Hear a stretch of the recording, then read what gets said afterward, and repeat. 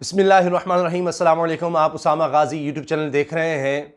इमरान खान साहब ने दो कमाल पत्ते खेले हैं, दो ऐसी चालें चल दी हैं कि अपोजिशन को, अपने मुखालफिन को चित कर दिया है, लाजवाब कर दिया है। और यानी जो लोग समझते थे कि इमरान खान साहब जिस तरह की पाकिस्तान में एक सियासत होती आई है उसको नहीं समझ सकते, इसका मुकाबला नहीं कर सकते, वो एक और तर्ज की सियासत पाकिस्तान में करना चाह रहे हैं। ये जो जोड़ तोड़ की सियासत और दीगर यहां पर पैसा चलता है, क्या कुछ होता है, इमरान खान उसका मुकाबला नहीं कर सकेंगे। लेकिन इमरान खान ने दो ऐसे मुतालबात कर दिए हैं, बल्कि ये कहना चाहिए कि दो ऐसे ऐलानात कर दिए हैं कि लाजवाब करके रख दिया है। एक तो बहुत दलेरी का मुजाहरा किया है इमरान खान ने, यह कहा है इलेक्शन कमीशन से कि फॉरेन फंडिंग की तहकीकात का जो भी मामला है, जितनी भी तहकीकात हुई हैं फॉरेन फंडिंग की, जो कुछ आपके पास सबूत आ गए हैं, जो कुछ पता चल गया है आपको, सब कुछ पब्लिक कर दें। तहरीक इंसाफ का भी पब्लिक कर दें कि अगर कोई फॉरेन फंडिंग है, किस तरह से आई, किसने कहां कब कैसे पैसे दिए, जो कुछ है सब पब्लिक कर दें, तहरीक इंसाफ का कर दें। साथ उन्होंने कहा है नून लीग का और पीपल्स पार्टी का भी करें, सबका करें, फजलुर रहमान का भी पता लगे कि इनको फंडिंग कहां से होती है, सबका बताएं। और उन्होंने कहा है एक इंटरव्यू में कि अगर मुझे कुछ छुपाने का होता तो मैं ये मुतालबा क्यों करता। तो उन्होंने अब ये बात कह दी है इलेक्शन कमीशन से कि करें, इसको पब्लिक करें। अब और खुशी का इजहार किया है कि जी एहतजाज कर रही है अपोजिशन, नून लीग पीपल्स पार्टी के, जी ये फंडिंग को क्लियर करें या सामने लाएं या फैसला सुनाएं। वो कहते हैं जी बड़ी अच्छी बात है, सबका कर दें। अब इसमें उन्होंने एक और बहुत बड़ी बात कह दी है कि दो मुल्कों की तरफ से मुझे यानी इमरान खान को जाती हैसियत में फंडिंग की ऑफर हुई, लेकिन वो मैंने कबूल नहीं की। जबकि वही मुल्क अब पीपल्स पार्टी और नून लीग को फंडिंग कर रहे हैं। ये बहुत बड़ा इंकशाफ है, वजीर आजम कर रहे हैं, क्योंकि उनको इसकी रिपोर्ट्स होती हैं। अब ये दो ममालिक कौन से हो सकते हैं, क्या इसकी तफसील है, वो मैं आपको बताऊंगा। लेकिन उससे पहले मैं दूसरी बात कर दूं, और इसकी क्योंकि काफ़ी तफसील है इस इंटरव्यू की, और उसमें बहुत सी बातें हैं मौलाना के हवाले से भी, फिर इसहाक डार के बारे में भी, और दीगर चीज़ों के बारे में, और पाकिस्तान में जागीरदाराना निज़ाम के बारे में, पाकिस्तान में तर्ज हुकूमत के हवाले से बहुत सी बातें हैं। सेंट्रल इलेक्शन का मैं आपको बता दूं, इमरान खान साहब लाहौर के दौरे पर थे, लोग कह रहे थे किस लिए है उनका ये दौरा।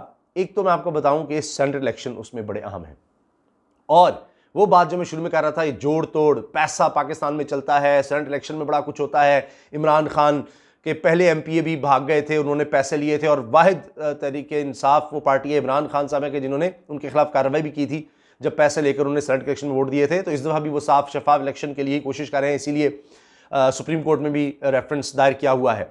अब हुआ यह है कि इमरान खान साहब ने एक ऐसे शख्स को टास्क सौंप दिया है सेंट्रल इलेक्शन के हवाले से, पंजाब की एक बड़ी अहम शख्सियत को, जो बहुत माहिर है इस काम के, और वो सब समझते हैं कैसे जोड़ तोड़ होता है, क्या नहीं होता, चाहे वो बरादरी सिस्टम हो, चाहे पुरानी सियासत हो, चाहे जिस तरह की भी आप सियासत कह लें, जो हमारी एक ट्रेडिशनल सियासत चली आ रही पाकिस्तान में, उसके यूं समझ लें कि पीएचडी है वो परवेज़ इलाही साहब को, जो स्पीकर पंजाब असम्बली हैं, उनको इमरान खान साहब ने फ़ोन किया है और उनको टास्क दे दिया है कि ये सेंट्रल इलेक्शन के मामले को आपने देखना है, जो भी हिकमत अमली है। अब ये नई हिकमत अमली है, इमरान खान साहब ने कभी ऐसा नहीं किया, ये पहली दफ़ा हो रहा है, उन्होंने नई हिकमत अमली अपनाई है और सेंट्रल इलेक्शन का सारा टास्क वो सौंप दिया है परवेज़ इलाही को कि ये आपने देखना है।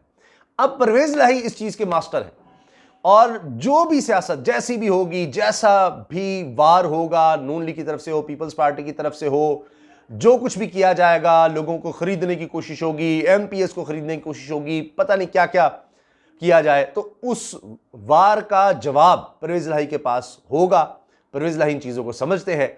तो ये भी एक बड़ा ज़बरदस्त काम कर दिया इमरान खान साहब ने। उन्होंने कहा अच्छा ऐसे तो फिर ऐसे ही सही। तो परवेज़ इलाही साहब को अब ये टास्क दे दिया है स्पीकर पंजाब असम्बली को। तो मैं ये आपको वसूख से कह सकता हूं कि अब परवेज़ इलाही को जब ये टास्क मिल गया है, तो अब आसान नहीं होगा अपोजिशन के लिए सेंट्रल इलेक्शन में कोई बड़ा कुछ सरप्राइज़ दे देना। अच्छा जी, अब मैं आ जाता हूं उस तफसील पर जिसका मैंने जिक्र किया, जो इमरान खान साहब ने बड़े ऐलानात कर दिए हैं। इतने उन्होंने इंटरव्यूज़ दिए हैं, लेकिन कभी ये इंकशाफ आज से पहले नहीं हुआ कि दो ममालिक हैं जिन्होंने इमरान खान को फंडिंग की ऑफ़र की और इन्होंने नहीं माना। अब इमरान खान साहब कह रहे हैं कि मैंने तो नहीं माना, लेकिन वो दो मुल्क अब फंडिंग कर रहे हैं पीपल्स पार्टी और नून लीग को।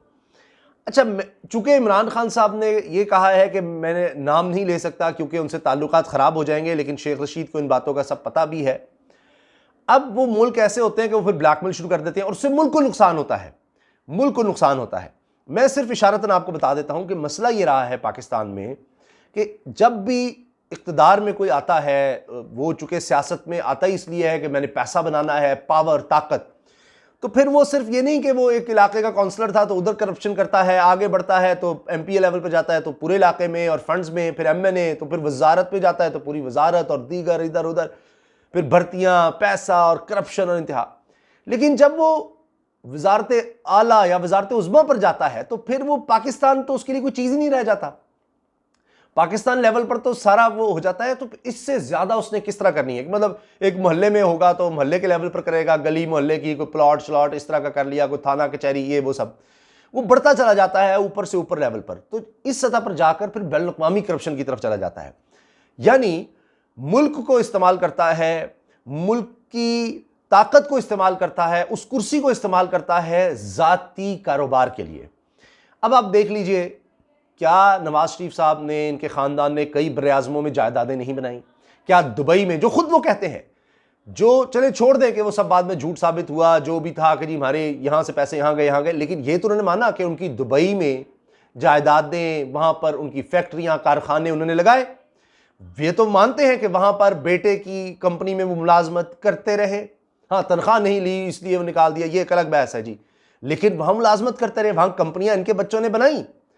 अब क्या ये ज़ाती ताल्लुकात थे या ये मुल्की ताल्लुकात को इस्तेमाल कर दी? बतौर वज़ीर आज़म एक शख्स मुलाजमत कर रहा है वहाँ पर, ये क्यों वजारत खारजा कभी अपने पास रखते थे, कभी ख्वाजा आसिफ जैसे लोगों को रखते थे, कामे वालों को दे के रखते थे? क्या वजह है?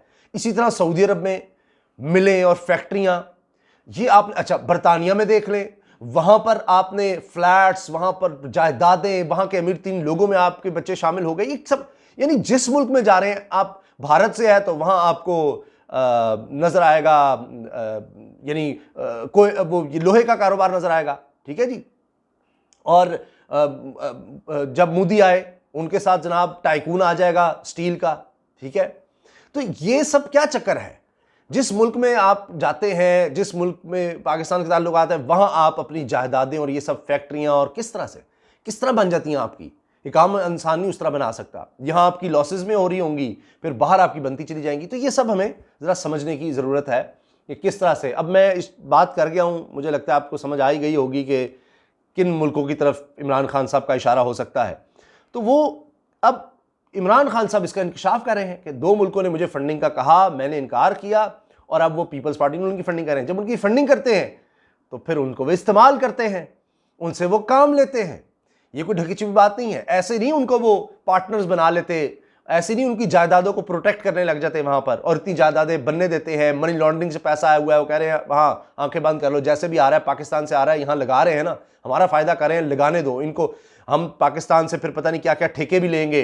कतर का मैं आपको, जिस तरह आपको पता ही है, LNG का सबको पता है, वहाँ पर सैफुर रहमान का भी सबको पता है, उनसे भी ताल्लुकात का पता है कतर से आपको। तो अब देखिए, जिस मुल्क में होगा वहाँ पर जनाब फैक्ट्रियाँ लगाते रहो, वहाँ पर पैसा बनाते रहो, फिर उन मुल्कों को बदले में आप यहाँ पर पाकिस्तान पर ठेके देंगे, यहाँ पर उनको उनके बिजली के कारखाने भी लगेंगे, यहाँ पर उनके किराए के बिजली घर भी आएंगे, यहाँ पर उनको गैस के ठेके मिलेंगे, पता नहीं क्या क्या उनको कंस्ट्रक्शन और दीगर मिलेंगे और क्या क्या उसमें से मिलेगा। तो ये एक लंबी बहस हो जाएगी, टाइम बहुत ज़्यादा हो गया। फजलुर रहमान साहब को आड़े हाथों लिया जी इमरान खान साहब ने। हालिया जो उनका इंटरव्यू है उसमें कई इंकशाफात हैं। वज़ीर-ए-आज़म इमरान खान ने फॉरेन फंडिंग केस पर अपोजिशन के एहतजाज पर खुशी का इजहार करते हुए कहा कि खुश हो रहे हैं एहतजाज पर, कि बहुत अच्छे, और कहते हैं कि जी इलेक्शन कमीशन सबकी फंडिंग अवाम के सामने रखे। मुझे 2 मुल्कों ने फंडिंग की पेशकश की थी जो मैंने नहीं मानी। अब ये मुल्क पीपल्स पार्टी और नून लीग को फंडिंग कर रहे हैं। ब्रॉडशीट से कमीशन या किकबैक के बारे में मुझे नहीं बताया गया। खूनी इनकलाब में फौरी तब्दीली आ जाती है, बैलेट के जरिए इनकलाब का अमल सुस्त अमल है। पाकिस्तान का वाहिद सियासतदान हूं जो GHQ की नर्सरी में नहीं पला। नदीम अफजल चंद से इस्तीफा भी नहीं मांगा और उन्होंने बगैर यानी इनसे कंसल्ट किए खुद इस्तीफा दे दिया। अब उनका इस्तीफा मंजूर भी हो गया। बहरहाल मौलाना फजलुर रहमान भी यानी मौलवी हैं या नहीं हैं। कहते हैं फजलुर रहमान मौलवी हैं भी या नहीं पता नहीं, इन्हें मौलाना कहना जुर्म है। वो हर हुकूमत में घुसा होता है। नवाज शरीफ को सऊदी अरब जाने का मालूम नहीं, लेकिन इतना पता है कि सागडार ने सियासी पनाह ले ली है, ये लोग अब कभी वापस नहीं आएंगे। मैंने कभी किसी की जात पर हमला नहीं किया, मैं इनको हमेशा करप्ट और चोर कहता हूं जो ये हैं। तनख्वाहदार तबके के लिए मुश्किल वक्त है, ये इमरान खान साहब ने माना इंटरव्यू में। और जुमे के रोज उनका इंटरव्यू था, उन्होंने कहा कि पाकिस्तान में इस वक्त जागीरदाराना निज़ाम है, जिसका मतलब है नाम जमहूरियत का लेते हैं लेकिन खानदान हुक्मरान बन जाते हैं और 25 साल नौजवान वालिदा की वसीयत पर आ जाता है, यानी बिलावल भुट्टो जरदारी साहब। पाकिस्तान में खानदानी तर्ज की सियासत चलती आई है, इन सब के बच्चे बारियां लेने के लिए तैयार बैठे हैं। फजलुर रहमान के भाइयों के अलावा जमीयत उलमा इस्लाम में कोई और नहीं है, उनके बेटे हैं और भाई हैं, यही तो छाए हुए हैं। मेरे बच्चे पाकिस्तान में हैं ही नहीं, इनका सियासत में आने का कोई चांस ही नहीं है। वज़ीर आज़म ने कहा मैं बड़ा खुश हूं और इलेक्शन कमीशन से दरखास्त करता हूं कि हमारी शीट यानी जो कुछ हमने जो फंडिंग हमारी जहां से हुई है सब कुछ बताया जाए और पीपल्स पार्टी मुस्लिम लीग नून और मौलाना फजलुर रहमान की शीट सामने रखे। दूध का दूध पानी का पानी हो जाएगा। मैं गारंटी करता हूं कि इन दोनों ने गारंटी कर रहे हैं, इमरान खान साहब इंटरव्यू में इंकशाफ कर रहे हैं, मैं गारंटी करता हूं कि इन दोनों ने बाहर के मुल्कों से पैसा लिया है। हम पाकिस्तान की तारीख में पहली पार्टी हैं जिसने सियासी फंड रेजिंग की है।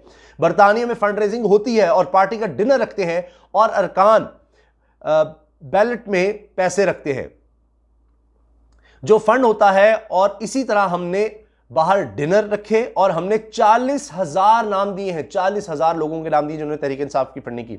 हमारे सारे अकाउंट ऑडिट किए हुए हैं, इनके अकाउंट भी यानी ऑपोजिशन के नून लीग, पीपल्स पार्टी, फजलुर रहमान साहब, इनके अकाउंट भी अवाम के सामने आने चाहिए। मैं जानता हूं कि इनको क्यों बाहर की फंडिंग हुई, क्योंकि मुझे 2 मुल्कों ने फॉरेन फंडिंग की पेशकश की थी और अगर ली होती तो मैं इस एतमाद के साथ इस तरह नहीं बैठा होता।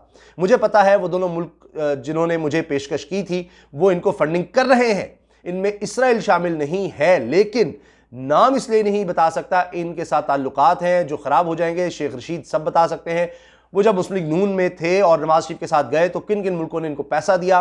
इमरान खान ने कहा मैं पाकिस्तान का वाहिद सियासतदान हूं जो GHQ की नर्सरी में नहीं पला। अपोजिशन का हवाला देते हुए उन्होंने कहा कि अमेरिका में डोनाल्ड ट्रंप भी इनकी तरह कहता है कि धांधली हुई लेकिन सबूत नहीं देता। जब वज़ीर आज़म और इनके वज़रा का एहतसाब नहीं होता और इन्हें हिसाब का खौफ नहीं होता तो मुल्क आगे नहीं बढ़ सकता। दुनिया के खुशहाल मुल्क में करप्शन नहीं होगी और गरीब ममालिक में नवाज शरीफ और जरदारी बैठे हुए हैं।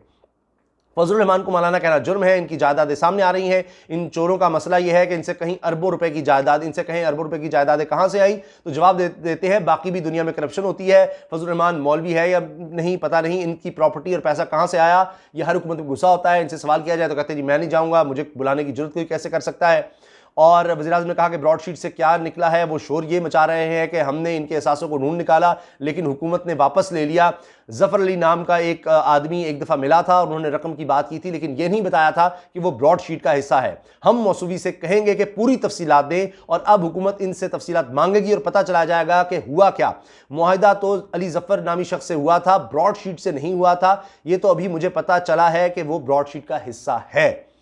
और नदीम अफजल चंद साहब के हवाले से भी इसमें उन्होंने बात की थी। तो ये जनाब वीडियो बहुत लंबी होगी, उसके लिए मैं माजरत चाहता हूँ, इजाज़त दीजिए। अल्लाह हाफ़िज़। पाकिस्तान जिंदाबाद।